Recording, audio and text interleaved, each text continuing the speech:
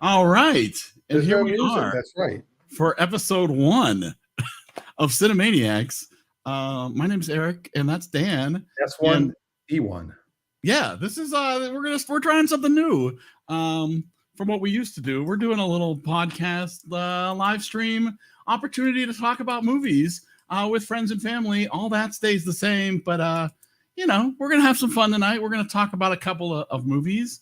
Now, the cool thing about this particular show is that you can join us every Monday night, most Monday nights. You can actually be part of the show. So if you're listening to this as a podcast, obviously you can't join now. But if you want to actually join us live every Monday night at 8 p.m. Eastern Standard Time, 5 p.m.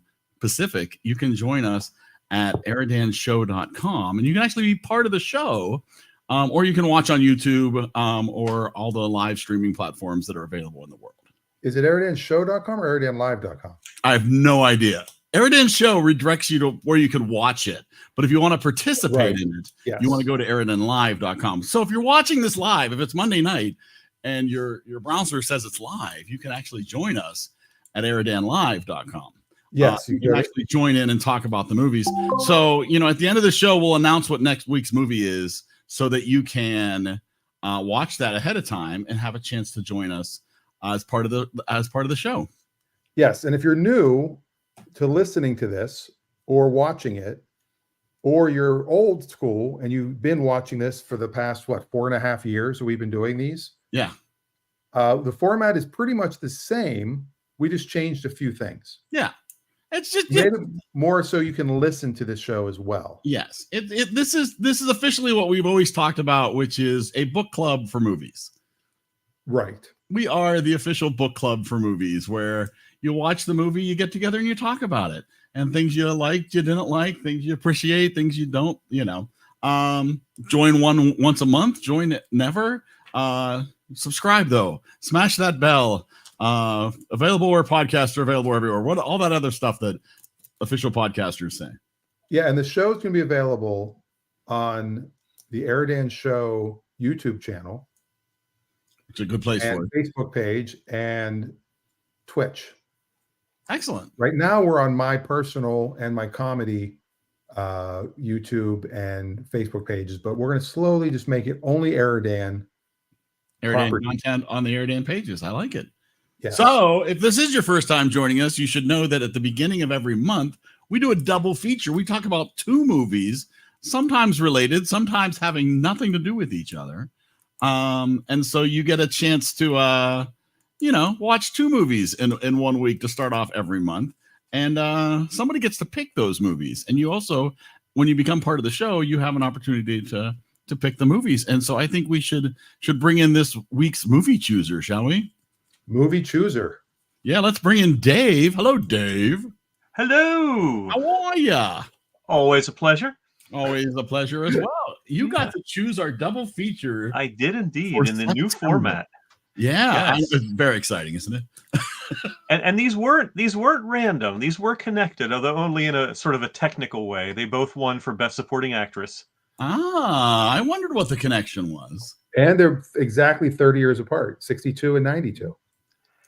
I had picked My Cousin Vinny first, and I was sort of struggling with what to pick I didn't want to pick another comedy because I wanted more variety than that.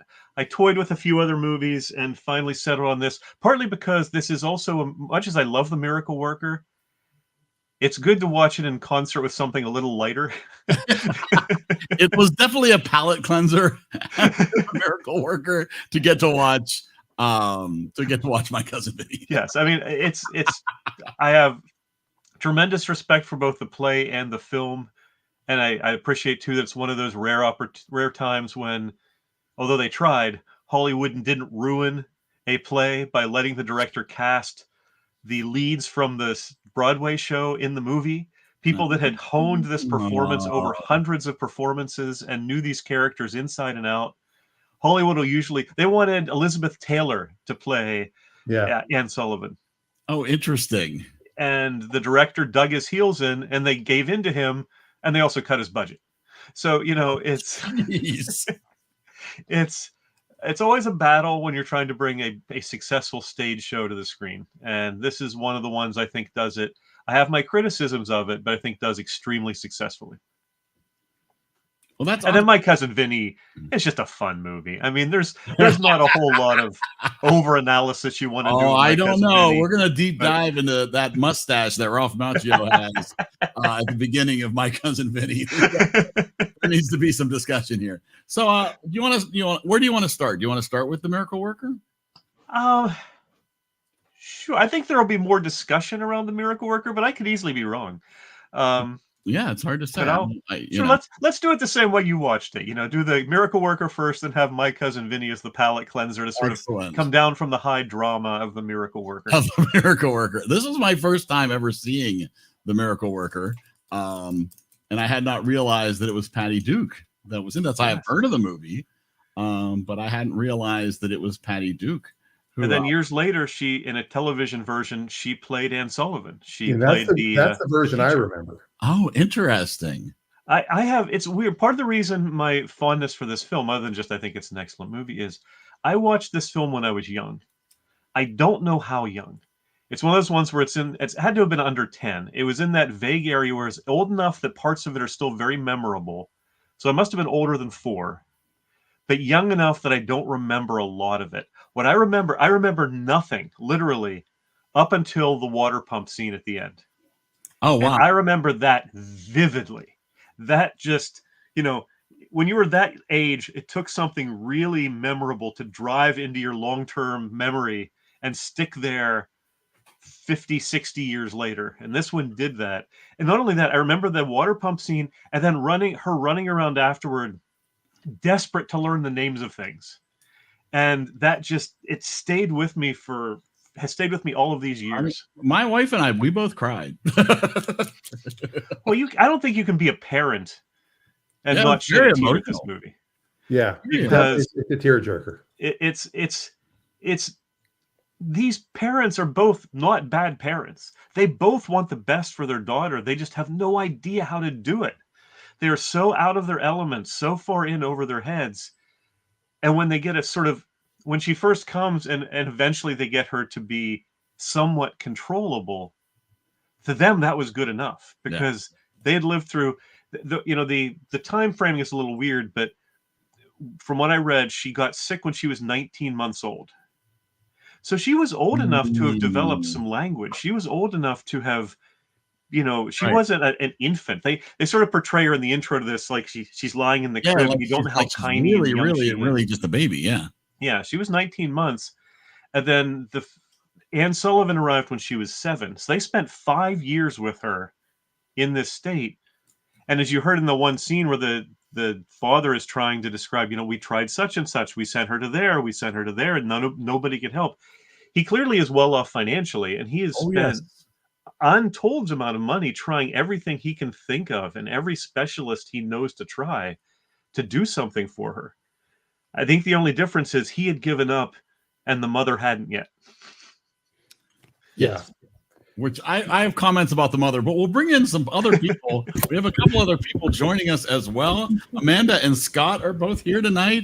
Talk about and Scott enjoying a lovely snack while he joins us. We're rewarding Scott with some cake to participate. That's right. Yeah. He doesn't know what it means yet, though. And Amanda's little headline: "My cousin Helen." Perfect. Nice. Nice movies in a much better way than I did earlier, which we didn't. That was pre-broadcast. I can't say what I'd say. And I think another reason this hit home to me is, again, I was young enough for this not to mean anything initially. It was the first time in my life I realized sort of the importance of language. You take it for granted when you're young. You don't think about it. It's just part of you. Mm-hmm. And it isn't until you get old enough to sort of look back on it, you realize that language is the foundation of civilization. It's the foundation of what separates us from the animals. It's a foundation of what gives us all of the knowledge and all of the social interaction and all of the human relationships. Everything ultimately depends on language. And if you're cut off from that, especially if you were lived just long enough to start to experience it, and then it's ripped away from you. Mm-hmm. Oh man. Yeah. Yeah, it is a gut wrenching tale. It did remind me a little. Halfway through, I was like, "This reminds me of A Christmas Story with all the yelling." I'm not enjoying Oh, this. there is a lot of yelling. Everybody's yelling. It's like A lot of slapping I can't too. hear you. Slapping, hitting with dolls. Oh, the slapping. I was watching this with my wife, and she had turned away, and there was the scene where the father is clapping in front of the baby, and she's like, "Is he hitting the baby?" I will say the first 3 minutes when they're just sort of setting it up is really over the top. Yeah, it is so overly dramatized and almost overacted to a degree. Even the train ride for Anne Bancroft, right, is very dramatic. It's such a dramatic train ride for her to get to the. And I could have done without the flashbacks. That's I don't fair. think. I don't think they added too much. I found the flashbacks a little confusing and yeah, not necessary. But to me, the two things that stand out are just the story. I mean, and the fact that it's mostly a true story. I'm sure there's things that are not exactly accurate, but in my research, I wasn't able to find a whole lot of contradiction of what people have said was the real story and what's portrayed in the film. And the second is just the quality of the two leads. Oh. Clearly, having honed these roles in hundreds of performances on Broadway, they were so in their element and they were so perfect. It's just, and yes, Patty Duke was twice the age of Helen Keller. Helen Keller was at the time that these events took place, but it didn't matter because you completely got lost in the performance and didn't think about that. Growth spurt. Like a little growth spurt. Yeah, there was a little. Definitely. It makes me wonder. I mean, if maybe every movie should have to go on Broadway for 100 performances before they film the movie.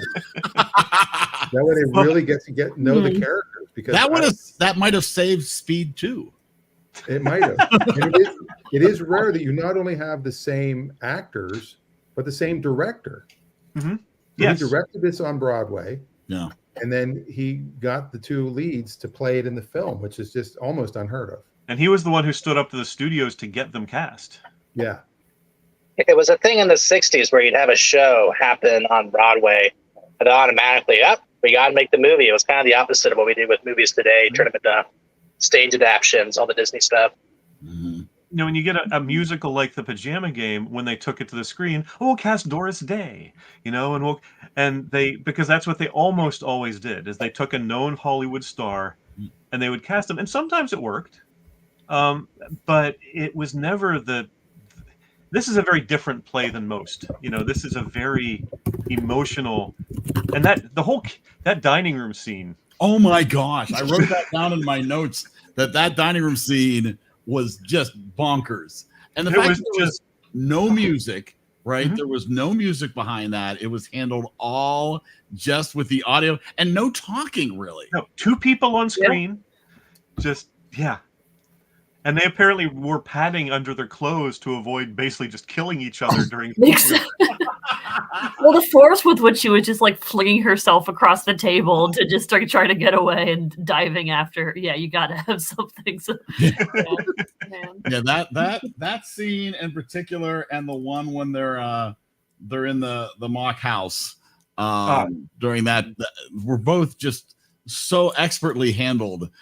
With the fact that, you know, because you could have had music behind it, or you could have tried to build drama that way. And it's just so raw that it was captivating. And I felt, because really, obviously, those are the two primary roles. Those are the two stars. But then you had her two parents and the grandmother to a degree, and the stepbrother, and they all had depth. Yeah. Even though they didn't have all that much screen time compared to the two leads, they had depth to them. It really, I felt I knew who they were. So, Inga Swenson went on to play Ingrid Svensson in Soap. Yeah. Well, that's a stretch. And because I saw her profile photo on the TV before I started watching, I'm like, that looks like the woman that comes in to help on Soap with the terrible Swedish accent. And it's her. And so this was, quite a stretch from her when she went into comedy. And there were certain lines. I mean, just I don't know whether these were from the original play or for the movie, but just when the husband and wife are having their disagreements, because obviously they both want best for Helen, but they don't see eye to eye on what's best for Helen or how to get there. And when he's having the argument with her, and then as he's walking out the door, she goes, "And where will you be?" "I'll be at the office." You know, and I think this drives home a key point, which was the mother was living with this every day, without a break for 5 years. The father escaped. He had a way out. Oh yeah. He had to earn money. He had to do business. He had to meet with people, and she was just fucking. I love when they're trying to have the conversation at the dinner table. They're trying to pretend like everything's normal and they can have a regular conversation. Although there's chaos happening around them, you know, I love that so much. I thought James was interesting because clearly he was, you know, just institutionalize her. We can't help her. But the moment he saw the glimpse of what Anne was able to accomplish, he changed direction completely. Like, I never gave her any chance. But now that I see she's making progress, you need to give her time. And whether that was real or fictional, I don't know, but it was really well played. Yeah. One of the coolest things I found online when doing a little, you know, digging in a little deep was a picture of Patty Duke with Helen Keller. Yes. Oh, wow. Oh, that's just amazing. And also, I forgot Patty Duke had died years ago. Yes. That's like, she had a rough life. Sometimes somebody dies and you're like, oh, I thought they died 10 years ago. She had a lot of mental health problems that she was very public about. She had bipolar and several other things that she really struggled with. And she was one of the first real major Hollywood people that came out and was very public about it, trying to destigmatize it. Yeah. And of course, Sean Astin is her son. Yep. That should have been my double feature. I should have chosen the 3-movie version of The Hobbit as the second half of my double feature. All 3 movies. You could have done Rudy. All 3. A quadruple feature? Is that the 2 setup? So when we record this show, you have an option to actually just join us in the comments. We have Adams in the comments tonight, and he expressed that he did not enjoy this movie. He thought it was slow and boring, and the acting was a little over the top, and it seemed more like a stage play, which it was, which he didn't enjoy, just his 2 cents. He says he's not heartless. Just that emotional movies like this don't resonate with me because he knows the end, and it's acting, and it's just a performance. He'd rather watch a documentary as opposed to actors. I have toyed for months with choosing a documentary as my movie. Which you can do. I've thought about it. Yeah. The one I came closest to choosing was The Thin Blue Line, which is a very controversial documentary because it was basically shunned by the Academy exactly because it had reenactments in it. It wasn't a strict documentary by Hollywood's standards at the time, where a documentary, it just has to be talking heads and presenting facts. Reenactments has no part in a documentary, which obviously is no longer true, but it was at the time. And good. This moving on from documentaries. So if you have something to say about that, go for it. But I was trying to remember what other movies we've talked about that were based on stage plays. So I know The Odd Couple was one, right. But I can't remember. 12 Angry Men. Okay, that's true. Done that as well. Yeah, that one very much looks like a stage play. Yes. Yeah, absolutely. Yeah, we haven't done Hamilton yet, but I hear it's coming. Which is why you want people sign up for slots. Don't let Eric pick. I'll let him pick Hamilton. I like Hamilton. You think sign up for slots? Sign up for sluts. What'd you say? Slots. Oh, thank you. Slots on the in the spreadsheet. comments, The Stacey Apartment. says The Apartment. I don't think The Apartment was based on a stage play. It felt like one. Actually, I heard that Mad Max was a documentary. Because Billy Wilder was the writer and director of The Apartment, and I don't think he ever did stage work. Because I was gonna say that this one didn't scream stage play to me when I was watching it as a movie. It really, The Odd Couple, I remember I thought was okay, but it wasn't amazing, and it felt like it was something that would have worked a lot better as a play than it did as a movie. This one I felt worked great as a movie. I obviously never seen the play, but I feel like I was vaguely aware that it was based on a play, but I feel like I would not have assumed that just watching the movie. I think where I agree with Adam on that is it didn't look like a stage play, but the acting felt kind of Broadway-ish, and that's probably because these characters, these actors play the characters for how many hundreds of performances and won Tony Awards. So obviously, they were very good at it. And stage acting is just different than film acting. And I mean, this was Patty Duke's first, it said introducing Patty Duke. Mhm. Well, the other cool thing about this too is that because the performances that were, during the really big action scenes were so big and over the top and full of life and energy, it made the small moments, the subtle moments where, the camera's right here, feel all the so much more powerful because you're looking for any little thing the actors can give you. And allow things to calm down a little bit, I think. It's really clever. Yeah, that's a good point. It's like dynamic range in music. It's the difference between the loud and the soft portions matters. Mm-hmm. Well, I think you bring up music, and I think that is one thing that both movies have in common, that I felt that the music was almost distracting for both of these movies. I did not enjoy a lot of the music that was incorporated. I was trying so hard in both movies to tell you how you were supposed to be feeling. Like, here's some rompous fun music, and here's some serious dramatic music, and here's here's a lullaby. I don't disagree. Well, I will say certainly for My Cousin Vinny, you wouldn't have had to know the decade in which it was released to name it as the 90s. No, the pop music selection. Well, the pop country music for My Cousin Vinny, the music was just so spot on the nose. It was too much. But I felt like in for The Miracle Worker, it was just so dramatic. And I know the time and the orchestras, and that was a different era, obviously. But it just felt like it was shoving it down my throat, where it's like, I get it. It's dramatic. You don't have to try to make the music as loud as everybody's yelling. We know what the ending is. Don't make us feel like we're going in a different direction. Well, I think too, I'm trying to see. This was the director's second movie. Interesting. Not for theatrical movie. He had done some TV movies, TV series, that sort of thing. So he was not he was an accomplished director, but not an accomplished film director yet at this point in his career. That's so interesting because it's shot like a TV movie. Yeah. Well, part of that may have been budget too. Like I said, after he managed to convince them not to cast Elizabeth Taylor, they slashed his budget. So he had very little to work with. Jeez. Ouch. That's nice. One of the things that I felt bad for Percy.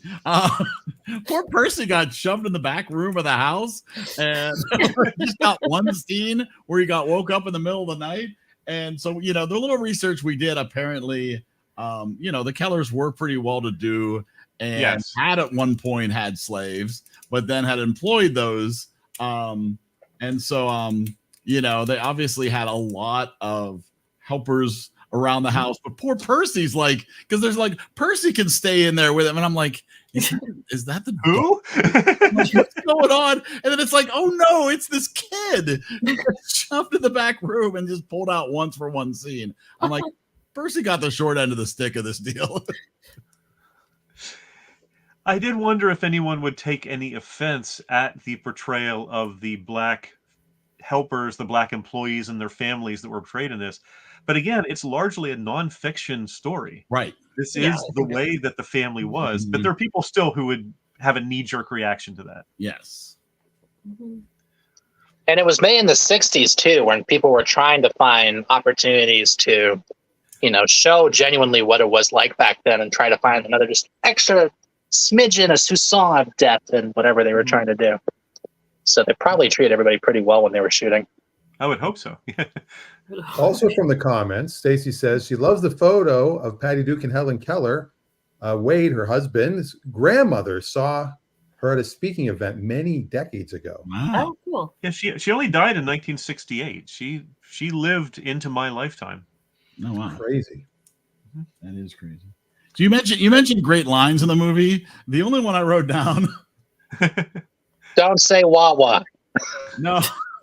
I like Wawa, but no, it's like, we played with rats when we were kids because we didn't have toys. And we liked it. I'm like, oh, that sounds like something my dad would say. You should enjoy those toys. We didn't have toys when I was your age. Well, when James is commenting early in the film about she can't even keep herself clean. It isn't a good sight or something like that, or isn't a pleasant sight. And the mother just whips around on him like, how dare you comment about what you have to see, or something like that. I don't remember the exact phrasing of it, but it was just, she just snapped so hard at him for that. I was just super happy because halfway through, I'm like, we haven't gotten a training montage yet, and then it hit. Oh, you got to have a good montage. I'm like, in a modern movie, you would absolutely have a training montage where you saw how hard they were working together. You remember the montage episode of South Park? Because they had the montage song they were doing. Because it's a montage, and they had all of the characters doing all the individual scenes. Oh, that's hilarious. That's awesome. Yeah. That's pretty funny. We have multiple Scotts. Whoa. Oh, here comes Scott. Yeah, he's going to pick Multiplicity for his movie. So awesome. So does anybody have any other thoughts, comments they want to share about this movie, or are we ready to move on? Did you make a graphic with like the I did not. So we're not doing that anymore? We're not going to talk about box office or no, I did not look at you don't have to. I did this movie does do very well on the Rotten Tomatoes. I wasn't sure how many people cared about the success of a movie, because obviously comparing a box office from 1962 to 2024 doesn't always compare. And, Rotten Tomatoes scores don't always necessarily point out the movies that are great anyways, but this does do very well on Rotten Tomatoes. It gets a 96 from the critics. It won 2 Oscars, one for Anne Bancroft as lead actress and one for Patty Duke as supporting actress. Nice. I mean, $1.3 million budget with a $2 million box office, which is you made 50% of your budget back. Yep. Yeah. Above your budget. It's not bad. Sounds like an Oscar bait movie. Yeah. So who had already seen the movie before besides my dad, obviously? Okay. I had seen the TV version, which is funny that Stacey's bringing that up right now in the comments. And I see the Miracle Worker with Patty Duke as the teacher. If I had time, I planned to watch Gilbert. it, but I didn't. So yeah. Was that after this one, or? Yeah, it was about 10 years later. Okay. Was that the 20 years later? Was that the Melissa Gilbert version? My wife is obsessed with that version. She would much rather be watching that version. And what's wild, Patty Duke was the president of the Screen Actors Guild, and then Melissa Gilbert was the president of the Screen Actors Guild. Ooh. Wow. Here's a fun fact for Adam too. Like, Helen Keller got to live long enough to see a movie made about her, and she was also friends with Thomas Edison, who's responsible for how we used to make movies back then and bringing the technology to America. So Thomas Edison or Alexander Graham Bell? Oh, it was Alexander Graham Bell. Yeah, it was Bell. Yes. Uh-huh. And in fact, the name of the play comes from Mark Twain, who called Helen Keller a miracle and called Anne Sullivan the miracle worker. I'm just glad they didn't actually call her that in the movie. We did not get a movie title in the movie for this one. We did for My Cousin Vinny. We definitely. To be fair, that's at least an easier one to work into a sentence. All of a sudden, at the end of the film, the dad turns to her and goes, "Wow, you really are the miracle." Yeah, I was. And then he looks at the camera. Wink. Definitely break the fourth wall just to say that line. Does the Clark Kent wink? I don't know, Lois. It could have been better. Oh man, that's awesome. So I'm ready to go on. All right, if everybody has made their comments about that, let's start talking about our second movie of the night, which is My Cousin Vinny, a comedy of trial and error. So I'd never seen this one either. I hadn't either. No. I saw it once and I didn't remember half of it. It was a movie I remember. I think I've probably only seen it once before, which was when it was in theaters in '92. I just had a really fond memory of it, and I knew that Marissa Tomei won her Best Supporting Actress for it. Right. And I remembered some of the things, like I remembered that she never wore the same outfit in any 2 scenes. and I remembered Fred Gwynne as the judge. But I didn't, it had been a long time since. Most of it stuck with me. I remembered most of it pretty well. Yeah, my kids, I have teenagers, and both were like, "Is this the Tire Tracks movie?" Because they had seen that scene on social media, on the TikToks or whatever. So they knew when they saw Aunt May, a young Aunt May. I also thought I could pick my cousin Vinny in one of the Spider-Man movies. This officially makes My Cousin Vinny part of the MCU, I believe. Absolutely. Yeah. Which makes Herman Munster part of the MCU. Oh, that's interesting. Oh, wow. Wow, it all ties together. Absolutely. What was interesting about this for me is that I started kind of meh with this movie because it started to feel like It was like an episode of Three's Company with all the misunderstandings, where it's like, come. Amanda made the exact same comment what I right said afterwards. Like, yeah, you had the we're not going to tell you what we're charging you with, so you can make weirdly incriminating statements. Oh, it's just a misunderstanding. Yeah. I killed the guy. Mr. Roper overheard the wrong thing through the bathroom walls. Yeah. Jack. And the scene when they first met Vinny in the jail cell, that went on for way too long. That was where I got really annoyed. The joke was so obvious. I was like, you could make 2 lines about it. Why is this going on for minutes? Yeah. But I'll say, if I ever go to prison, that's the prison I want to go to. It's super clean. You got white outfits. You got to roommate with the person you committed the crime with.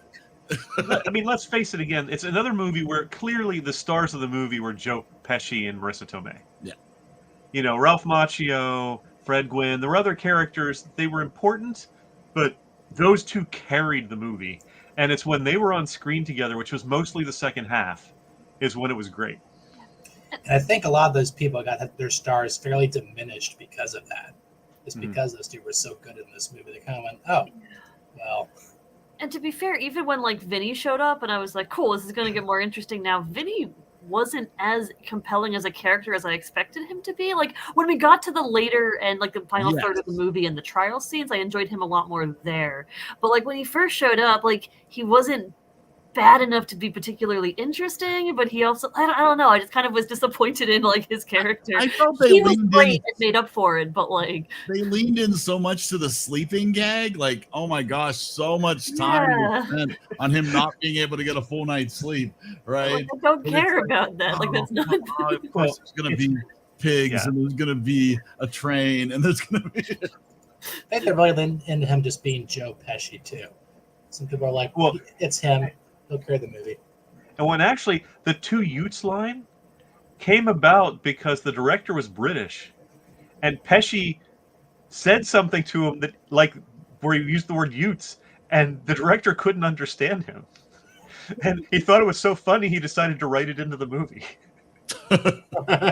That's hilarious. That's awesome. And Pesci and Fred Gwynn were in real life friends too. I did not know. I like a director because 5 and 5'4". Vinny knocking over the chessboard in the judge's chambers was an accident.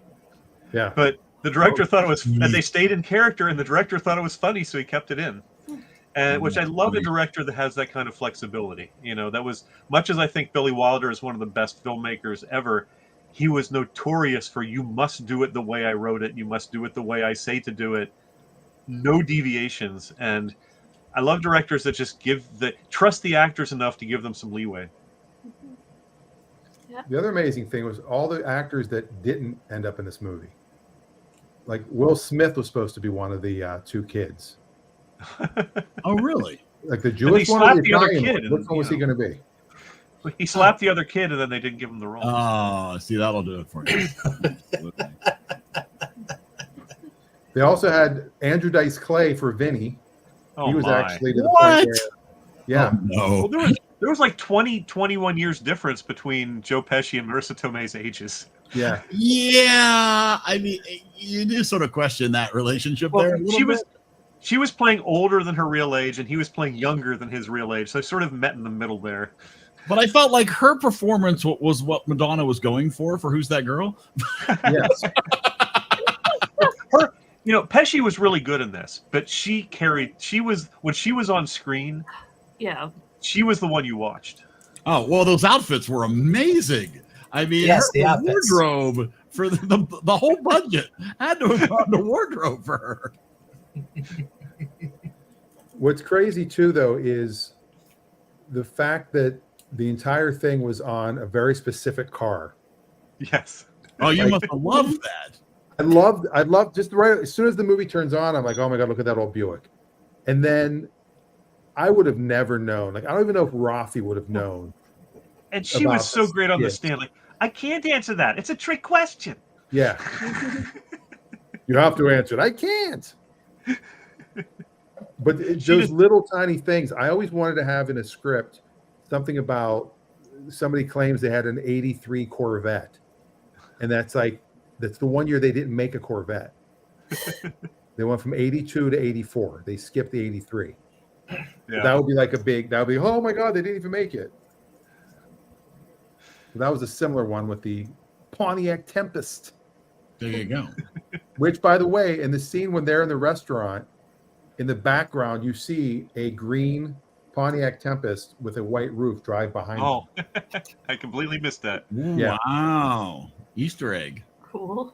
Adam in the comments says that he laughed out loud a lot while watching this movie, especially the scenes where Pesci and Gwen interact. Another bit of trivia is the director has a law degree, and he very much wanted the courtroom scenes to be accurate. And that's one of the things this movie has been praised for, and it's actually been used in law school for them showing courtroom scenes, because even though it's sort of condensed, the way that he impeaches the witnesses and the way that he approaches it is actually pretty accurate. It's funny that one of the taglines is there has been many great courtroom dramas that have glorified the great American legal system. This is not one of them. Yeah, we should have done a double feature with this and 12 Angry Men, right? That would have been the double. That would have been on theme. Adam in the comments says that he has a gripe that the ending, the way they explained how there were two other guys that drove the almost same kind of car, felt like lazy writing. I think that's what made the whole Marissa Tomei speech at the end work, though, is that they had to be such similar cars. That multiple witnesses could mistake them. Yeah, I do agree that like it felt like a bit of a contrived coincidence that we never found out who the other guys were. We never like saw them in passing at the apparently we saw the car, but like there was no they ran in it just kind of seemed like, well, it's the only way it could have happened. I guess it happened that way. We have no evidence that actually, I don't know. My wife had pointed out that she felt that they came up with this great ending and they wrote a movie around it. I didn't disagree with that. But I will say I also felt that they portrayed, because Fred Gwynn comes across really as a good judge. Yes, he's opinionated and very specific about how he wants his courtroom run, and is very intolerant of people that don't follow his standards. But he wants justice. The sheriff, even though there was this whole silly misunderstanding thing, at the end the sheriff helps out because he doesn't want a miscarriage of justice. There's no villain in this really, which is interesting. One other thing that didn't really work for me as much also was the other alternative defense lawyer that they had, who felt the stuttering guy. Yeah, again, that felt like the one where he was cross-examining and was stuttering a lot. It seemed like it was not as funny as they wanted it to be, and it went on for a little longer than it should have. He is a funny actor though. He was in What's Up, Doc, which we've watched. He's always plays these little quirky character roles. Yeah, Adam even mentioned that in the comments. Austin Pendleton as the starting lawyer was funny even in a small role. The problem was he was actually a stutterer in life as a child and overcame it. And then he was typecast after this movie. People wanted him to be. That's too bad. That's kind of a shame. Yeah, what year did What's Up, Doc come out? Because that would have probably been, I don't know. That was later 60s. 72. 72, yeah. So that was 20 years earlier. Yeah. One joke that I wrote down that I did really like was when they went to the one restaurant and they had the menu, which just had breakfast, lunch, and dinner on it. Yes. And the same price for all three of them. I guess breakfast? That was great. I thought it was a bit hit and miss, but when it hit, it was this movie was very good. Yeah, I agree with that. It's not a... it's not a... I don't think you're going to find it on too many people's my all-time favorite movie lists. But it's a solid comedy. I think it holds up well. I think Pesci shows his range in this. Pesci can play a gangster Pesci can play sort of a comedic role like this, and he can sort of split the difference in something like his role in the Lethal Weapon movies, where he's sort of half mob guy, half comedic relief. So he's a really interesting actor, and that voice of his. And as we talked about briefly, when you announced that this was going to be your movie choice, he went off and made a full music album as Vinny. So he was absolutely willing to devote a lot to the character, which makes me wonder if he was hoping for my Cousin Vinny too. Well, and even though they portrayed him as being, they didn't portray him as being dumb. They just portrayed him as being sort of more ignorant in a way of, just the way of things. Right. And he had been raised in an environment where nothing was expected of him. And this judge had befriended him and put him on the path that was so awkward for him, but he persevered through it. I mean, it really is. He's portrayed well. He's just portrayed in his, his first case is a murder case, way in over his head. But it really is a fun role, and I think he has a great deal of fun with it. I can only imagine this was a fun movie to make. Oh, I would. Now we also know that grits take 20 minutes to make. That's right. I hate to believe, not in particular. Are we to believe that somehow in your kitchen the laws of physics? I did also enjoy the bar scene where he was continually trying to see if the one guy had like a personal injury case that he could like make use of. And I like the guy that he confronted. The guy came out and goes, "I got your money." Yeah. Really? Let me see it. I got it right here. Okay, so that's not a 20 wrapped around a roll of ones. He walks off. I don't think this is a great movie, but this is a movie of great moments. Like there are parts of this movie that will absolutely stay with me forever. Mm-hmm. Whether I'll ever watch it again, I don't know. Like I said, I would probably not put this in my top 50 comedies, but I'd probably put it in my top 100 comedies. It's a really solid movie. Can't go wrong. Yeah. And the fact that it's, an award winner, not only the Oscars, but also American Comedy Awards, which don't exist anymore. It won for that MTV Breakout Performance for Marissa Tomei. And Adam in the comments said top tier comedy in his book. She was a breakout. I mean, it was, I would say, a bit of a weak year in her category. I remember there being some criticism of her winning. I think she deserved it. But it wasn't the strongest year for supporting actress. They thought they made a mistake. Like they thought that they read the wrong name. No. It was one of those. Oh. I do remember the controversy about that. Yeah. Of there being some like, because in comedies for the most part don't tend to get those kind of accolades. And honestly, the best part of her performance comes at the end of the movie, right? Like her performance is okay throughout the film. But it's those moments on the witness stand where it's like, oh, wow, okay, this is awesome. Give her everything. Yeah. I mean, it's no Cats, but still, it was hard to be Cats. Honestly, I would give Cats a higher rating if she was in it. As a cat or as like her character in My Cousin Vinny? Oh, there you go. So much better. Yeah, she's the person who throws Victoria into the trash at the beginning of the movie. There you go. That's perfect. Wow. Well, I also love after that whole build-up with the guy in the bar. He meets him 3 times, and the third time the guy's got your money here. Just boom, one blow, he just takes the money and walks away. Good. Yeah. It's like you might be a good old boy, but I was raised in New York, buddy. Not only that, I was raised in the Italian neighborhoods of New York. You're not going to out-tough me.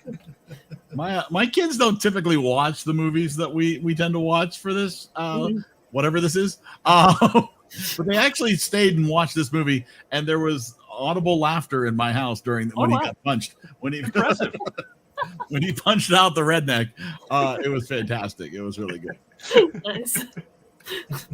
Well, he's arguing with the guy too, and he's just first arguing with him in the bar. Okay, so my choices are option A. I can, you can beat me. Yeah, there's some very good writing in here. There really is.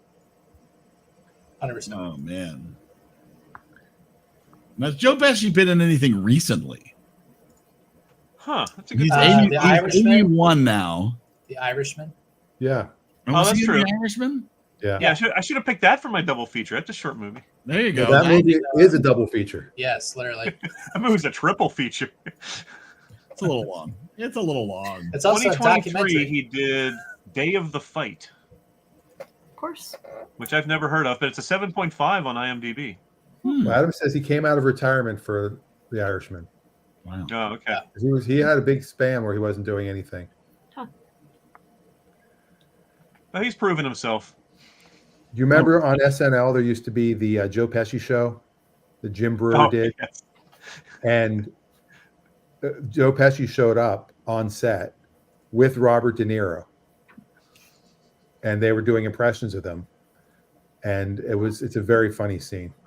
Mhm. But he's an amazing actor and singer. And I wish we could get more Joe Pesci. Would Home Alone be the same without Joe Pesci? Yeah. And in Lethal Weapon, when he's doing that whole thing where he's like, okay. He said he got that from being at Disneyland or Disney World and asking for directions. And he goes, and these kids that work there, it's like they'd start erasing. They go, okay, what you want to do is go down here. Go, oh, no, okay. It's like they're erasing what they said. They go, no, you want to go to the left. And he chose to put that into his character. Wow. Versatile actor. Yes. Yeah, Stacy was mentioning in the comments, no one else was announced, but people thought the presenters made a mistake when they announced her as the winner. Mhm. Which It I was feel is multi-year. unfair. I think she deserved it. Mhm. Yeah. Yes, she did. Mhm. What else came out that year? But you say My Cousin Vinny. It was, sound like an Oscar-winning movie. So the other nominees were Miranda Richardson's from Damage, which I don't even remember. Mhm. Joan Plowright from Enchanted April, which I don't remember. Judy Davis from Husbands and Wives, which I don't remember. I see a theme. And this is probably the one people expected to win. Vanessa Redgrave from Howard's End. Yes, Oh, I thought you were going to say Howard the Duck. I was totally confused. that too. Vanessa Redgrave was so good in Howard the Duck. That costume must have been so uncomfortable. Oh my gosh, absolutely. And she never complained. She was Howard the Duck. She was, absolutely. All right, any final comments? Do we have any other comments we want to talk about My Cousin Vinny? Again, I thought the music in this was more of a distraction than it was a help.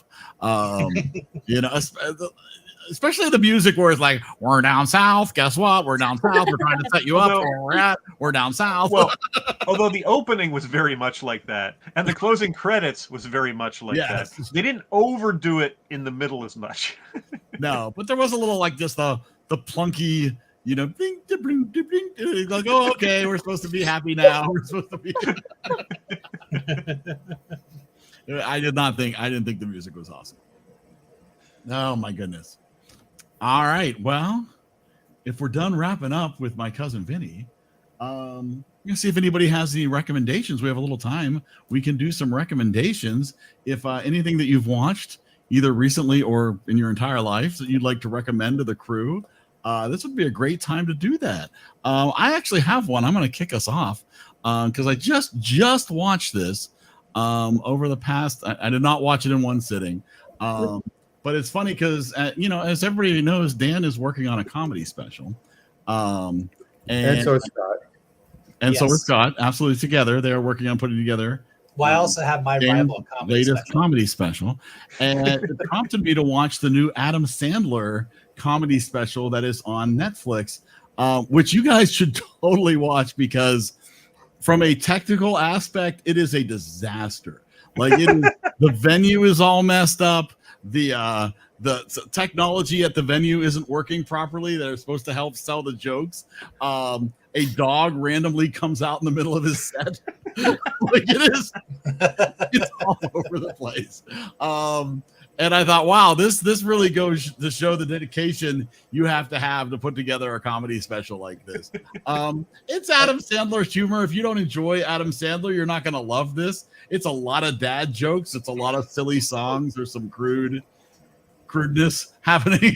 But overall, he is like the quintessential dad now. Like he is just up there making really corny jokes. and you can tell that it's a special for people who love Adam Sandler. And He's not trying to win over a new audience. It sounds like you've described everything that Happy Madison usually does. So. He's got like 4 guitars on stage. He's got a piano player who stays on the stage the whole time. He'll do a few jokes. He'll do a song. He'll do a couple more jokes. They'll go into a different song. He'll grab a bass guitar or a regular guitar. But they're all silly, like limerick type jokes. Like they're not great songs. But it's an enjoyable watch, and I thought, well, particularly for you guys, putting together a special, you should watch this when you get the chance, because it's just interesting to see how they do the open, how raw it feels. How I don't know how much of it is staged, but it does feel incredibly raw. The fact that there are monitors on the stage that are supposed to display things to help sell the jokes, and you go up and there's just Windows errors up on the screen because they can't get the monitors to work. Dan, maybe it was produced by Adam Sandler's kids. He wanted to give an opportunity. Yeah, that's right. Let's do this. Let's not watch this until we are done. Because I'm afraid I'm going to want to change something else. Go, well, why don't we do this? Oh, wait, that was a cool. Why don't? Yeah. Scott, let's add all the mistakes. All I'm going to say is we recorded an opening on Saturday that if you're a Woody Allen fan, you'll love. And if you're not, you'll still hopefully love. Here's what I watched. Mia Farrow says we loved it. TikTok got me.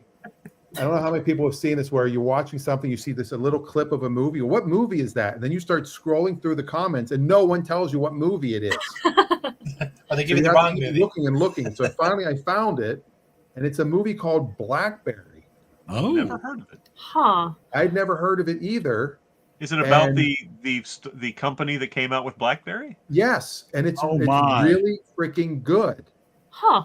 And that's Glenn Howerton, with the bald guy from It's Always Sunny in Philadelphia. See, I would guess that this movie is about one man losing his hair. Really happy on the lens. Yeah, from time travel, right. He's not great.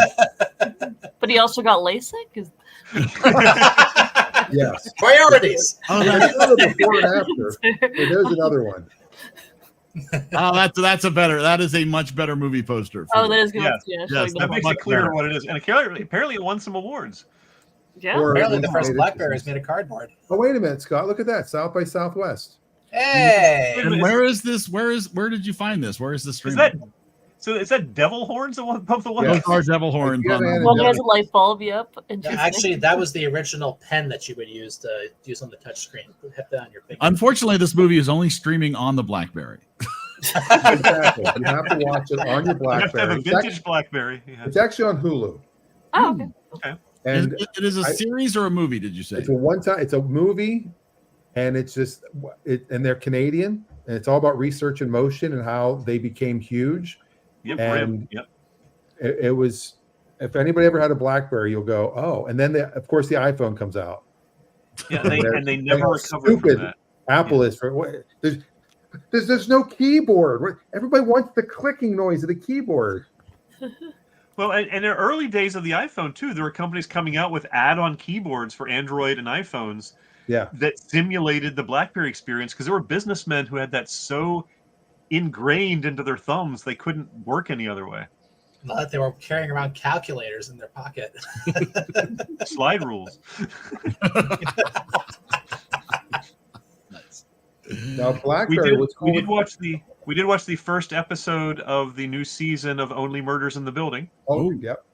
That started. Second episode will drop tomorrow.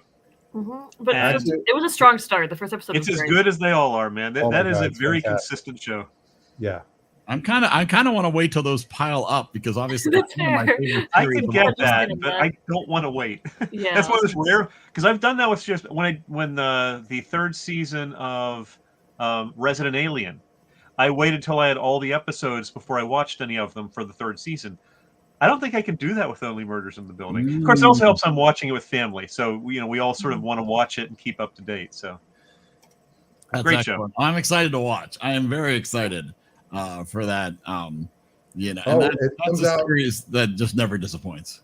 Episode 2 comes out at midnight your time, 9 o'clock our time. Oh, Well, yeah, I saw they were all coming out at midnight. We get it at 9 o'clock, so I might be watching that this evening. Ooh. We did go and watch a movie in theaters within the last 2 weeks. We went to watch Between the Temples, which is the Jason Schwartzman. Why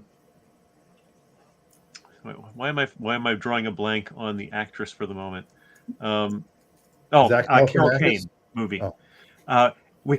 We also, it's an extremely Jewish movie, and so partly because it wasn't showing everywhere, and partly because we went to see it at the Manor Theater in Squirrel Hill, with a very Jewish audience around us who were laughing uproariously at some jokes that we did not get.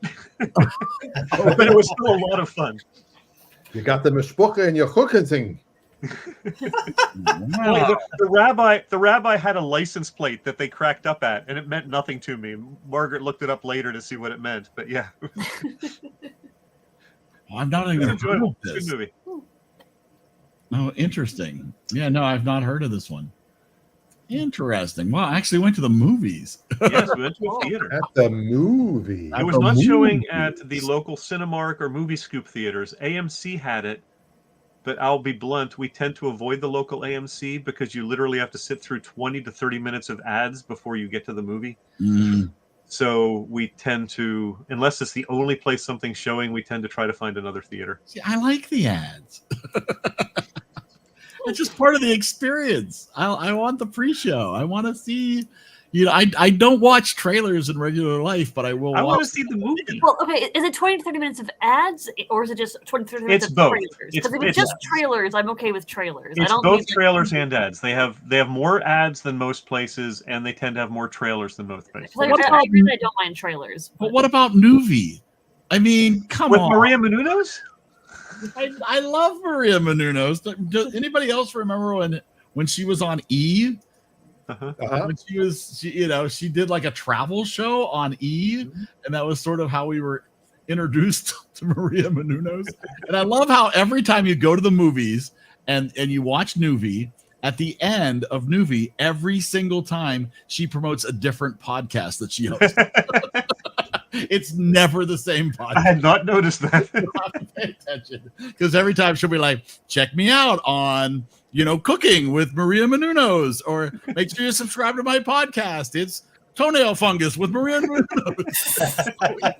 Oh wait, I think I do subscribe to that one. Well, of course, yeah, I figured that one was one of them. And speaking of podcasts, this is not has been, we're still on, but I keep forgetting we're not even, like, if you're just tuning in, wait, I guess that's not how podcasts work. If you're still here, you already know what this is. Get to the point. Podcast to you later, Dan. It's okay. I'll edit that out. That's this one's brought to you by Squarespace. Do we have to be sponsored by somebody? We should probably get a sponsor someday. For people who want a space that's square, there's Squarespace. That's right. If you would like to join our Patreon, let us know and we'll start one. If you want to be able to watch movies ways that maybe are not officially approved, NordVPN is the choice for you. All right. Speaking of which, Scott, you have volunteered to choose our movie for next week. Oh, we're not still discussing what we saw last week. Okay, that's fine. I think it's time. All right. Oh, do you have a recommendation you'd like to recommend? I'm sorry, I should have made sure everybody had gotten in their recommendations. That is totally fine. Well, I saw a movie. Real quick, Adam says today's show is sponsored by Lenny's Super Mega Autoplex. Ask for Tony. All right, go ahead. So I saw a movie that had the unfortunate experience of coming out in 2003, the same year that Lord of the Rings came out and got a shit ton of awards. But honestly, it's a darn shame, because I think this film always comes up in a lot of people's minds whenever they're thinking about just great period pieces that are really dedicated to authenticity, that still have a really solid story and make you feel good at the end. Master and Commander. Oh my gosh, what a really great movie. I see Russell it probably once a year. He did not get nominated, which is crazy to me. He's much better in this than Gladiator. I've heard great things about this movie. Well, see, I have actually read some of the C.S. Forrester books, so this movie resonated with me. Yeah. It is just unbelievably well done. Their dedication to protocol, to showing how things really worked, to just even like the lighting. Like, they had a chance to make this place look super unrealistic and drama and drama-esque, like what a lot of shows were doing in the early 2000s, late 90s. And it looks like, you're on the boat 99% of the time, and the lighting makes sense no matter where you go. It's just an absolutely gorgeous movie and well edited. And won 2 Oscars. To Adam's comment in the chat, Adam has mentioned on at least one occasion possibly picking this movie. It's a great movie. I would totally want to see this. Yes, Adam. Yes. Yes, and Amadeus. Yes. I've never seen that either. So that's a good recommendation. I also have to admit, I am a sucker for good nautical movies.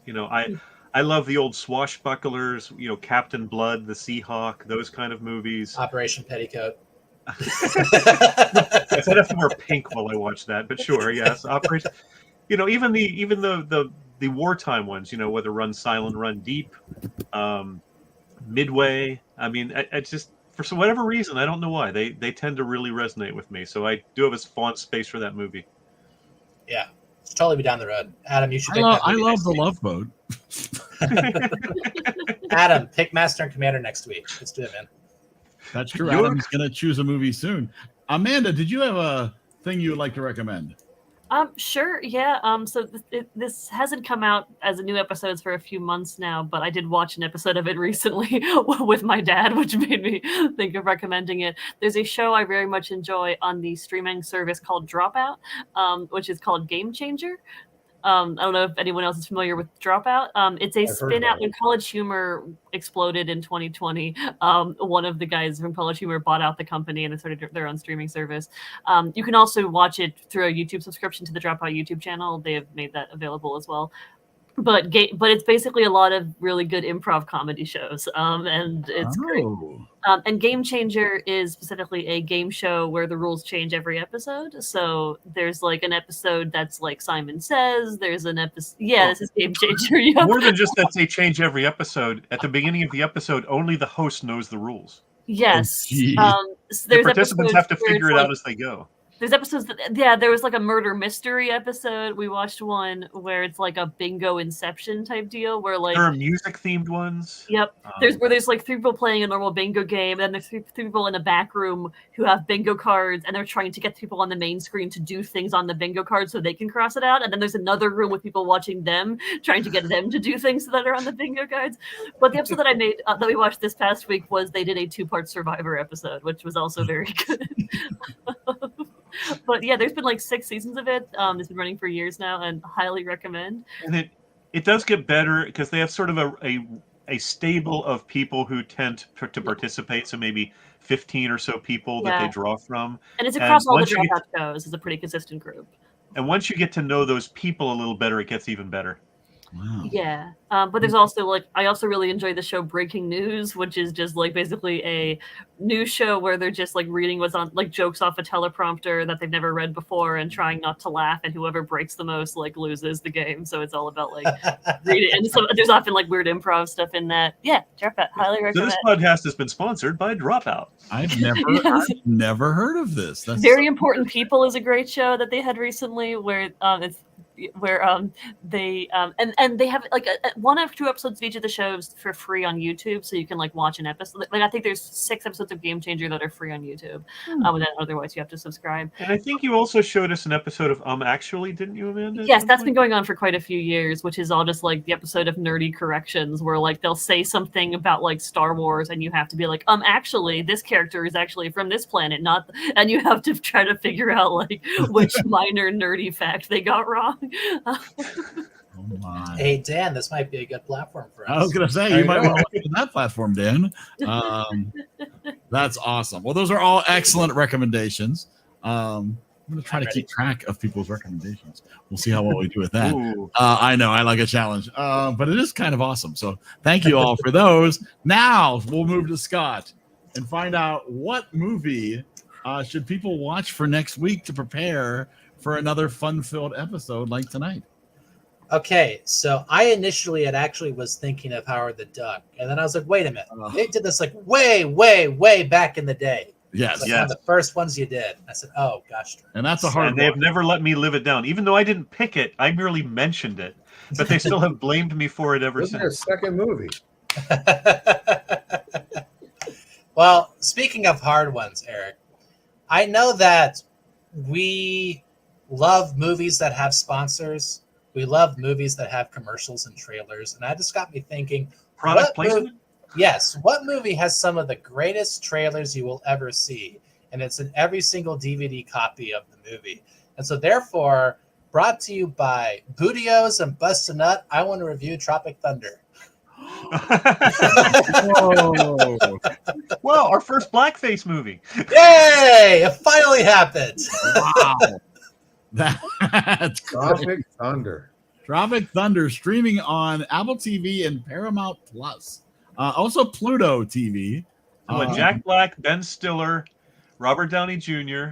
I've never seen this. Tommy Who else is Maguire. in it? Ah, You've never seen this? No, You've I've never seen this? movie. Oh wow. I think you I'm will just a enjoy man it. playing another Tom man Cruise. being another man who's acting like another man. I forgot Cruise Tom in Cruise it. was in it. Yeah. From Yeah. 2008, rated R. Ben All Stiller's right. best Deservedly so. movie. Absolutely Ben Stiller's best movie. Oh, I don't know. I'm a huge mystery man. Eric has a real fondness for Mystery Men. I do love Mystery Men, but it is not streaming anywhere. So you're And I know there are people who would pick Zoolander for sure over this. But Yeah, I remember liking this movie. I love Zoolander though, but like this movie's good. I unfortunately won't be here next week, but I will still probably still watch this. and what a subtitle. Get some. get some. Wow. That's your tagline right there. I mean, at a time when Hollywood's really struggling, we had to remind them of a time when they were able to make fun of themselves. And in a way, poke fun at them a little bit more. We did do Get Shorty, didn't we? We've occasionally watched, That's fair. the machine make fun of itself a few times. Yeah. Just to make sure that we're still in the game. Hey, we know what we're doing. It's okay. We can take a joke. Don't give them Oscars. Let's see, the producers would be a good one for that. Yes. Great. Horrible 2005 movie. Amazing stage show, too. Adam misunderstood. No, I said you should pick Master and Commander. Oh no. He was recommending that movie to people. He was not picking. He's it. saying he I watched. was- Yes. That was his recommendation. I was manipulating you, Adam, into making me pick two movies. So thank you for that. I appreciate So it. there you go. Awesome. Well, thank you, everybody. This has been a delight, as always, to join you all for fun conversation. If you're listening to this audio, remember you can join us live every Monday night at 8 p.m. at EriDan. Eastern. What? 5 p.m. Eastern. That's right, Eastern. 8 p.m. Eastern, 5 p.m. You can follow us on Facebook at EriDan Show. EriDan Show. At EriDan Show, EriDanShow.com will take you to that Facebook page. EriDan Live will get you on the show live with us, or you can join in the comments on YouTube, Twitch, and all your favorite streaming platforms. And An you can buy EriDan product. And EriDan Shop, which is going to get overhauled in the next month with some new merch. So all the merch that's currently on there, limited edition, better get what you want. It's going to disappear into the EriDan vault. That's right. It will return. It might return in 18 years. You might win one. When we bring it out of the vault. So once again, thank you for liking and subscribing on all your favorite platforms, and we will see you all back here next week. Sounds good. That's it. All right. Not show other Pleasure. blackface. Thank you. Good night.